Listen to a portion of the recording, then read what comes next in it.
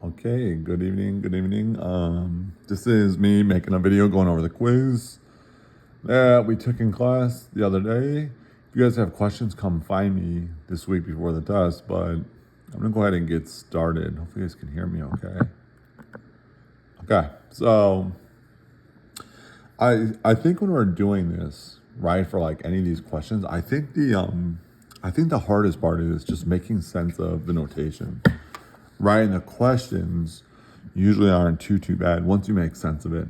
And oftentimes when we do this, we really get like worked up about the notation. But if you just stop and like think for a sec, what is this asking? Usually it's not too bad. Okay, so left the numworks at schools. I'll be using the old TID3 for this one, but it should still be good. So the first one says, let h be a continuous function defined for all real numbers with the limit of h of x as x approaches 9 from the left-hand side equals 2. Which of the following statements is not guaranteed? Okay, so since,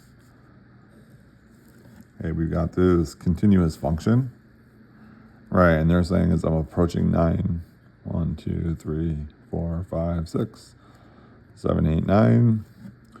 From the left-hand side, the output, right, the limit is approaching 2 for my output, so I don't know. Maybe you got something kind of like this. All right, there you go. That's a continuous function. So the first one is asking, for a lot of these, it can be helpful just to sketch it before you get started. So the first one's asking, right, from the left-hand side, the output is approaching 2. Which of the following statements is not guaranteed? Okay, from the right-hand side, right, is it also approaching 2? Well, since this is a continuous function, the left-hand side limit and the right-hand side limit should be approaching the same thing. The second question is, does h of 9 equal 2?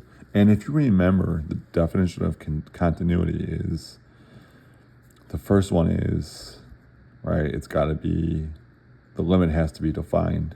This is what the book uses. Last year there was like a 3-part one, but this kind of wraps up 2 in 1. The limit is defined, right? So that means the right hand and left hand side are approaching the same thing. Then the second thing is the output equals the limit. Okay, so the notation that you often see for this is, right, as for does the limit as x approaches, I don't know, some value, we'll say 9 for this one, of h of x, does that equal the output?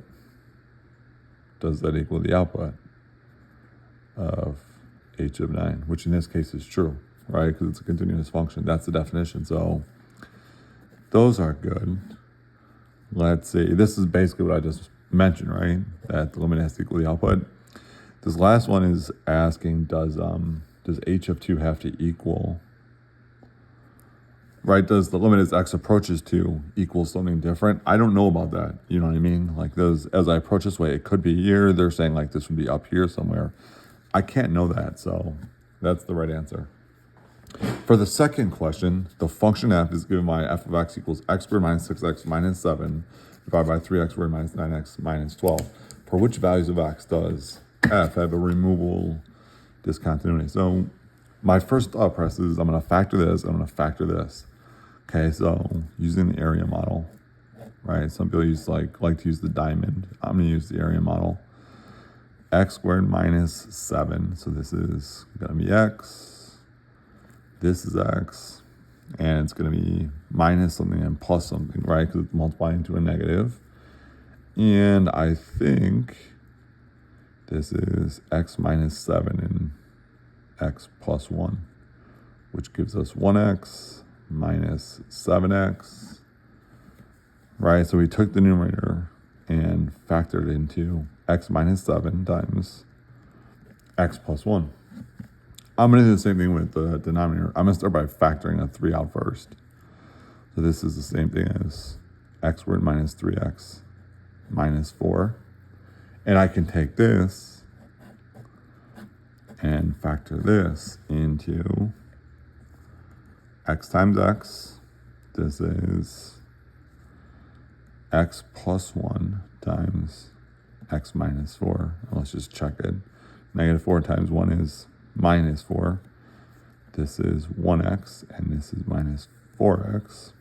So then we've taken the bottom, and we factored it into x minus 4 times x plus 1. Right, so if you remember, right, it's undefined here and here, right? I cannot input a 4 and I can't input a negative 1 into this function because that's going to give us a divide by 0. If you think about this one, right, like this, nothing's going to simplify with this. So at positive 4, you're going to have an infinite discontinuity, which is a vertical asymptote. But right here at minus 1, right, that's going to be a removable. This would simplify to 1. Okay, so this would really look like a rational function. And then it's going to have a discontinuity at minus 1, a removable discontinuity at minus 1. So that's that one.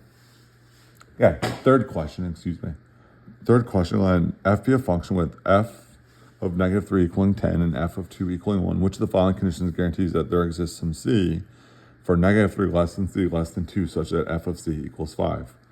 Okay, so for this one, this is really like, okay.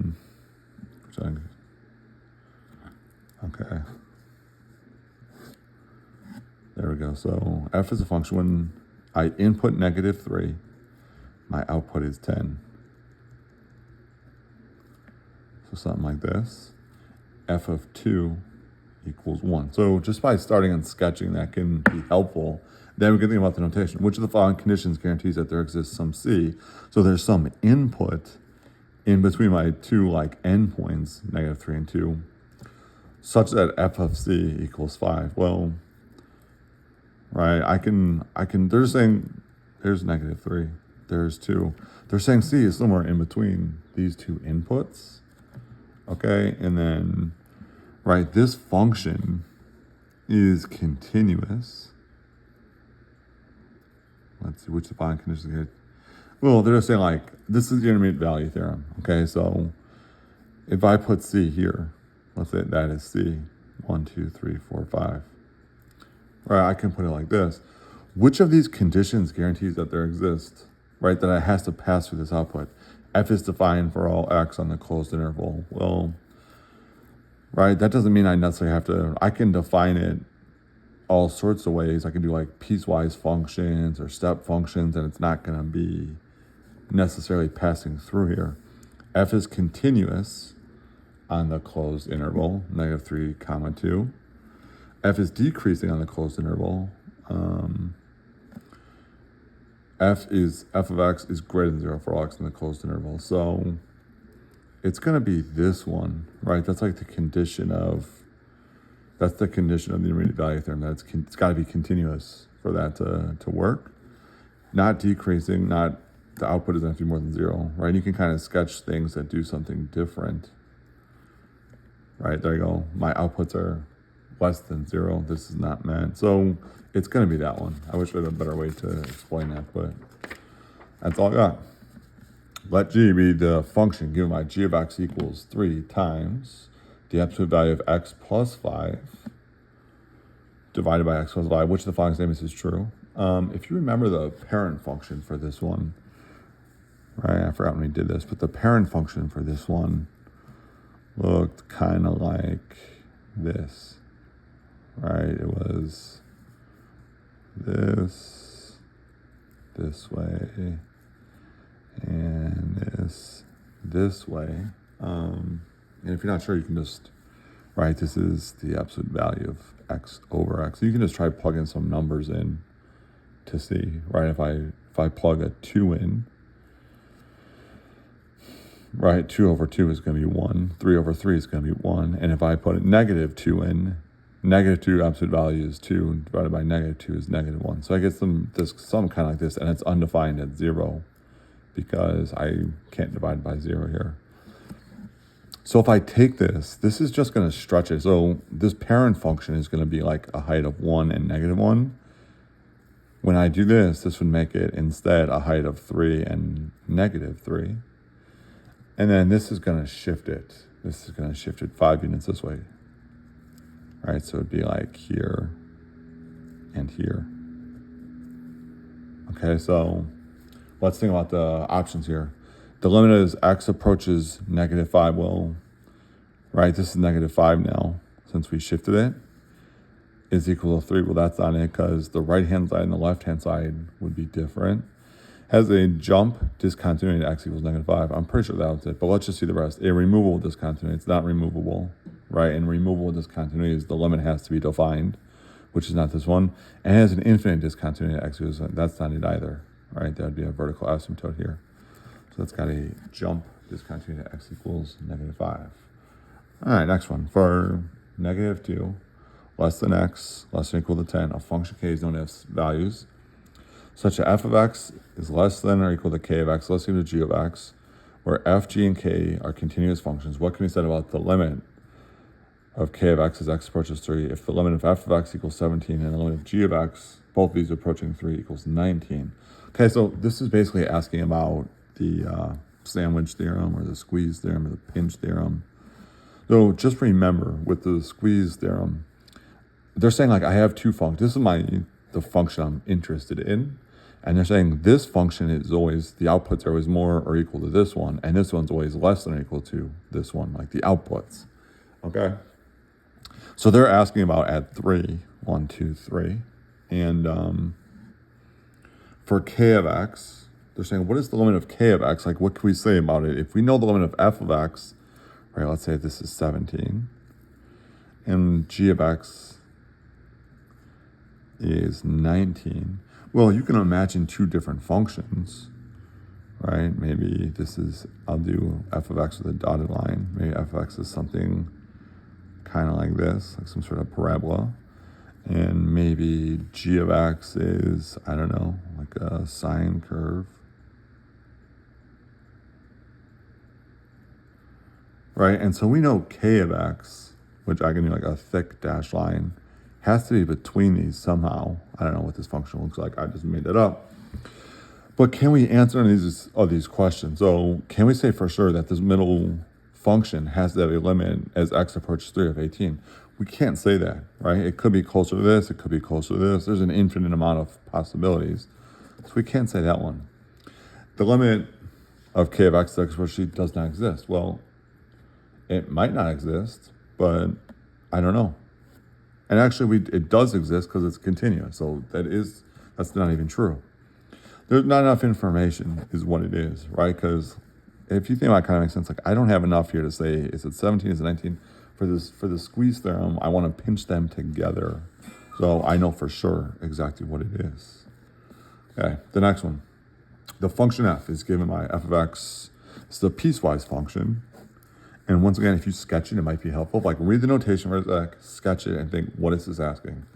So here's f of x, and there's two branches. They're saying when x is less than 0, I'm going to use this right here, this quadratic function.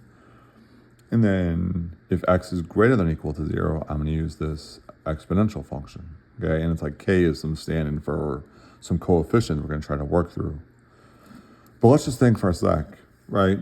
Oscar always says, hey, just plug it in and see what happens. And if it's defined, that makes it pretty easy. So if I put a 0 right in here, 0 plus 2 is 2, 2 squared is 4, times -2 is -8, 3 minus 8 is -5. Okay, so this parabola, right, it's going to come something like this. And that's going to be an open circle right here at -5. They're saying like where k is a constant. This is just a number that they want us to plug in here to make this continuous, to make f of x continuous.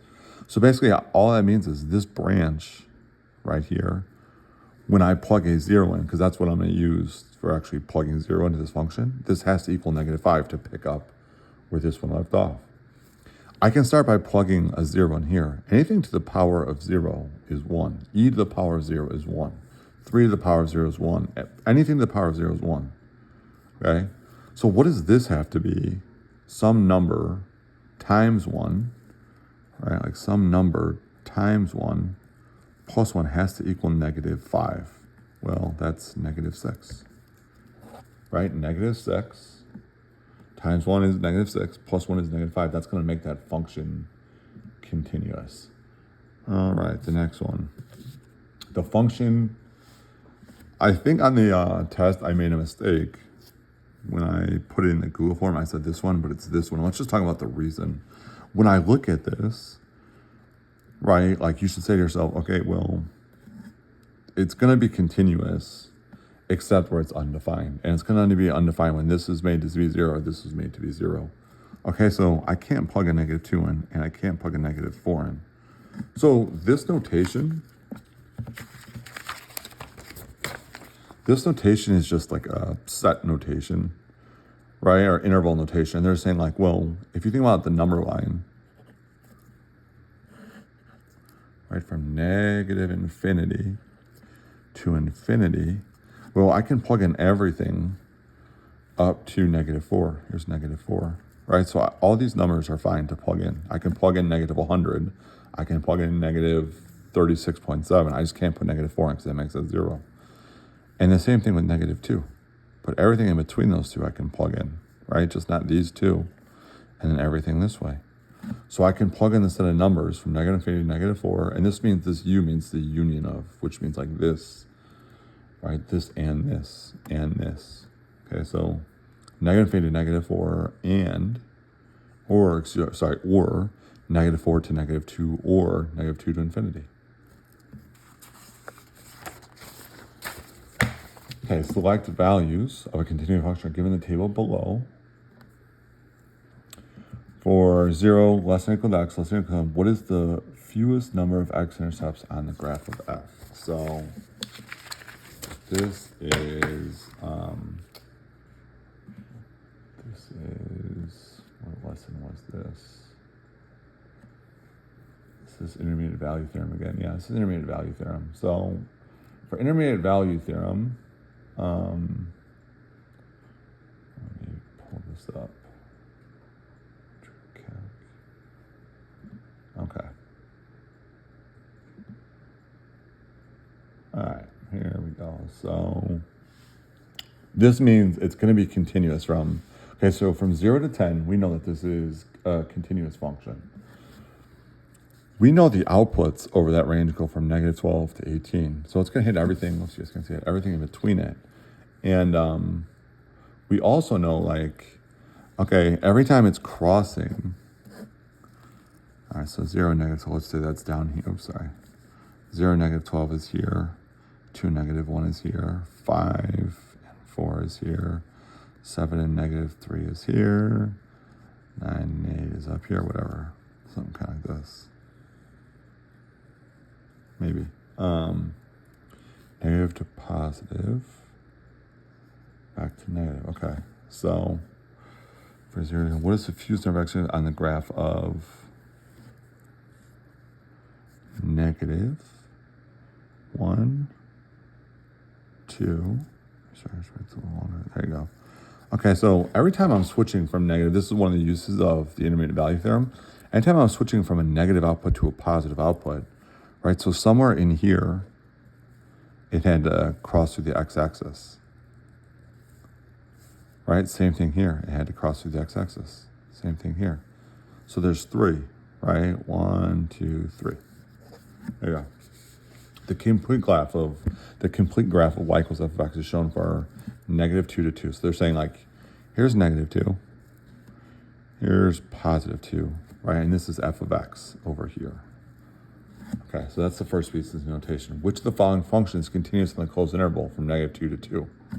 When I look at this, I say, okay, this has a removable discontinuity at a. Okay, when I plug a into f of x, it's undefined, and you can see that here. Okay, so they're saying, how can I write a piecewise function to patch that hole?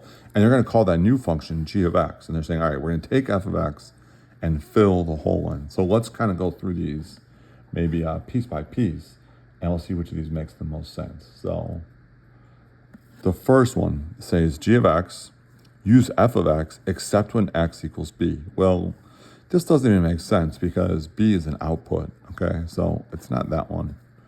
G of x equals b except when x equals a.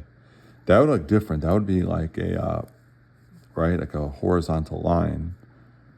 And then here it would be undefined. This, if I'm thinking about this right, it would be kind of like this. Something kind of like that. Okay, so it's not that one.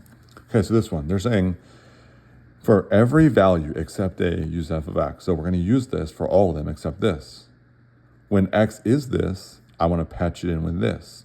And if this is confusing to you, just try plugging a few numbers in, you know? That makes more sense to you. This would be like, okay, well, when x is 2, it's 3. Okay, there you go.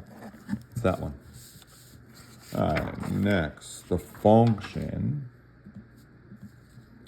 f of x equals e to the x minus 1 over x squared plus 2x is shown for x greater than negative 2. Which of the following inequalities could be used to prove that the limit of f of x equals 1/2 when x approaches 0 by the squeeze theorem?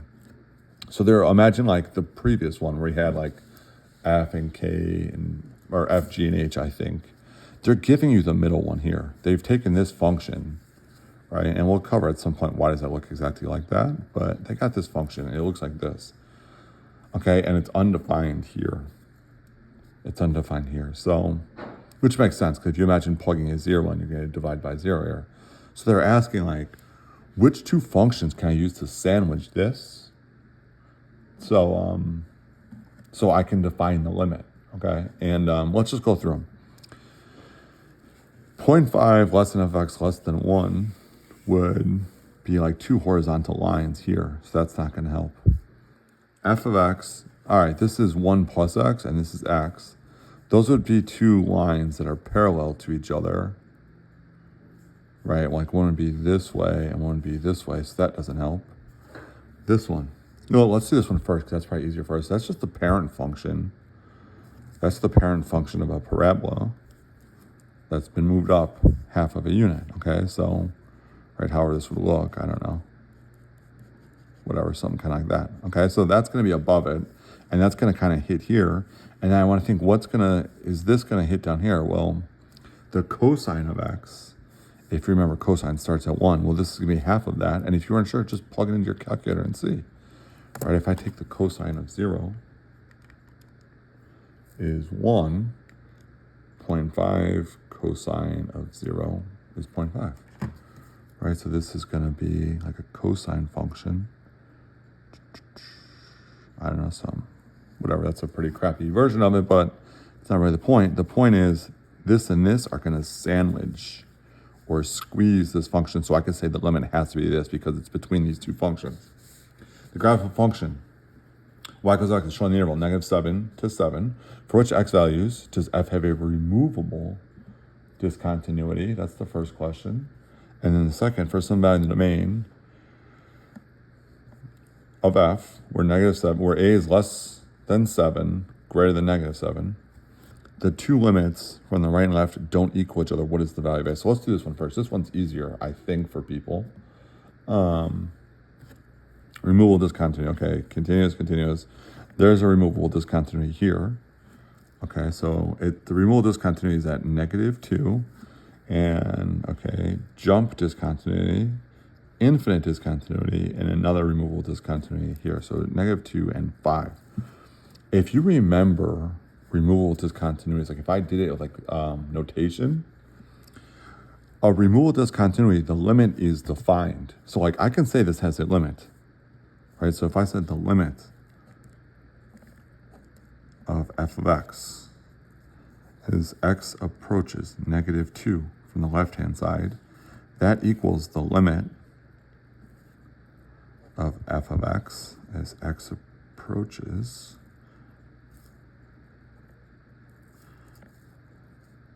-2 from the right-hand side, right? They're approaching the same thing. So this has a limit, right? And the limit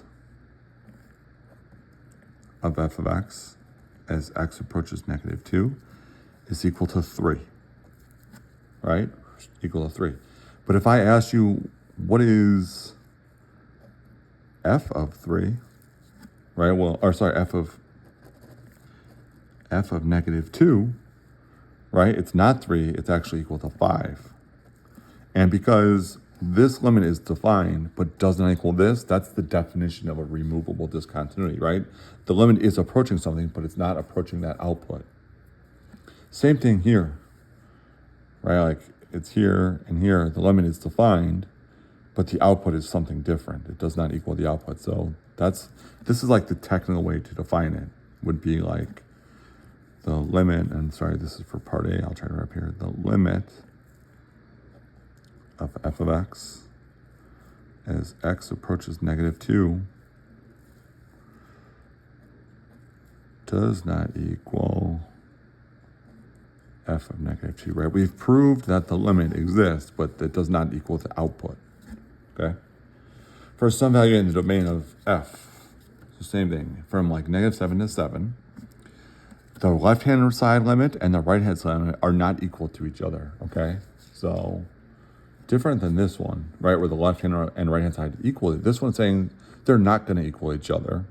What is the value of A? Give a reason for your value, for your answer. So I said that's a discontinuity, but the limits are equaling each other from the left and right.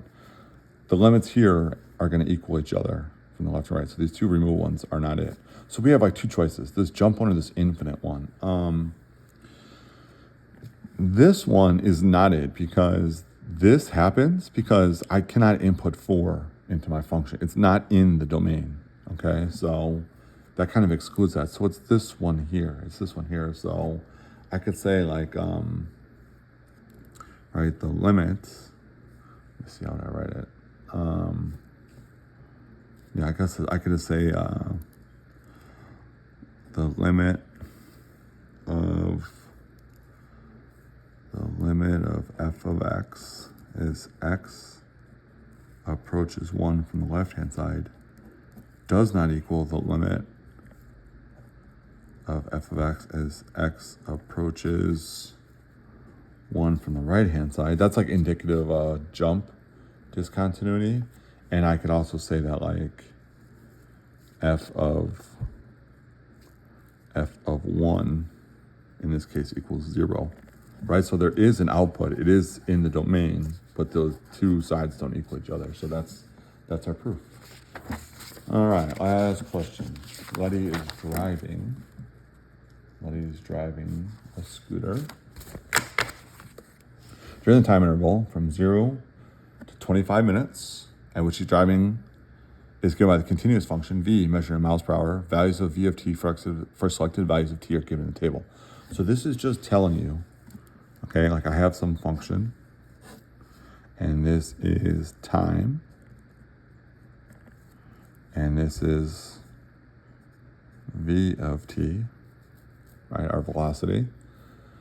And they're saying from 0 to 25, it's a continuous function. So there's not any discontinuities, there's no asymptotes, nothing. This is going to be a smooth function. I can draw without picking up my pen. Values of v of t for selected values of t are given in the table. So we know when x is 0, when my input is 0, my output is 0. When my input is 25, my output is 21. Okay? I'm not exactly sure what I have, like bits and pieces of what happens. I don't know exactly what happens in between. But does it at some point have to pass through 15? That's what this is asking. Must there be a time, t, between 0 and 25 when her velocity was exactly 15 miles an hour? Does it have to cross through this line here to go from here to here? Well, if it's continuous, it does, right? Maybe she did something like this, or maybe she did something like this. We don't know, but we do know that she has to pass through it, and when you justify it, there's like this sentence frame that I don't know if you remember us using in writing. We could say something like, yes, since v of t is a continuous, I hope I spelled continuous right, which I'm pretty sure I did not, continuous function, the IVT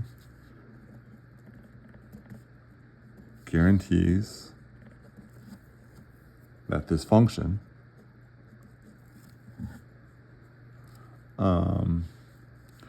you could say like passes through or attains all values between v of 0 and v of 25, and this was like v of 0 we said was 0, and v of 25 equals 21 over 0 less than or equal to t less than or equal to 25. There you go. So something like that. This is basically just like the generic kind of phrase holder used for like, well, I'm going from here to here, so I have to pass through this line here. I think there's like FRQs on the test, so we'll practice it before the AP test. That just are asking something like this, right? And you say, yes, because the name of the function is a continuous function, and they tell us that here. It's a continuous function. The intermediate value theorem guarantees that the name of the function hits all values between my two intervals of like 0 and 25, or like my outputs. So we can rest assured that every output between 0 and 21 has to be hit. Okay, hopefully this helps. I'm gonna make another one for the unit test. Good luck. Come find me during Wednesday or whenever you guys need help. See you soon.